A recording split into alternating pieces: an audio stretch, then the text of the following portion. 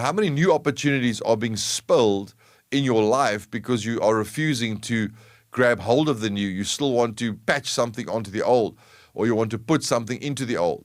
So that's why you have to understand the opportunities are not that they're not there. It's they're being spilled, they're being lost because of the reluctance to want to put a new idea into a new structure. And that's important to understand. And he says, and the wineskins will be ruined. So notice he doesn't say the new idea per se, because that new idea, if you're not going to be able to capture it into a new wineskin, somebody else will.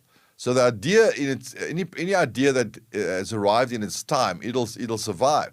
But he says the wineskins, the old, will be ruined. So he says sometimes we're actually causing a ruining to our own organization, to our own life, because we're trying to put a new into the old. And he says that's going to cause what? The wineskin to be ruined. The old is going to be ruined, not the new. So you need to put new into new.